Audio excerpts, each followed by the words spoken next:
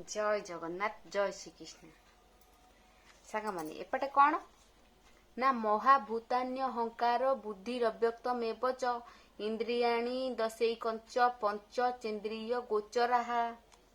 देखो आर अर्थ कौन ना अहंकार क्षिति आकाश आप तेज वायु आदि पंचभूत बुद्धि अहंकार जात हुए प्रकृति बुद्धि जात हुए माने आ माने कौन ना प्रकृति ये सब जात होला।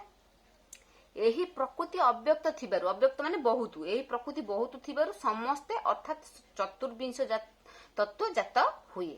पुणी हे ब्रह्मसूत्र पद जार नाम उपनिषद निसंदेह हे जुक्ति युक्त भावरे करिले कथित सलील पृथ्वी आकाश पुणी जे पवन हुतास पंचभूत हे अटति अहंकार रुए जन्मति बुद्धि जात अहंकार बुद्धि जन्म प्रकृति ठार मो नाम धर अव्यक्त तहिरु सर्वे हंति व्यक्त अव्यक्त आदि जे इंद्रिय पुणी जे मन पंचेन्द्रिय विजय सुख्याय समस्त बोलती चतुर्विंश तत्व माने कौन ए सब प्रकृति जात होला।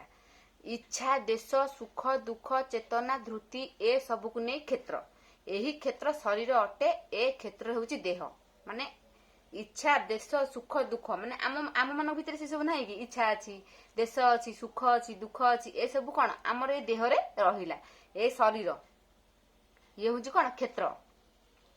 अमानित्य अदम्बित अहिंसा शांति पवित्रता संयम सद्गुरु सेवा ए होची ज्ञान। पुणी जे इच्छा देश सुख देह चेतना धृति दुख यही सब को नहीं क्षेत्र शरीर रूपे से विदित संक्षेपे कहिलो हेतु रख सुभद्रा नाहा अमानी अदम्भत पूर्ण अहिंसा शांतिर गुण पवित्रता सद्गुरु सेवा देह को संयमे रखिबा ए सर्व लक्षण अर्जुन जान ए ज्ञानर साधन। जय जगन्नाथ।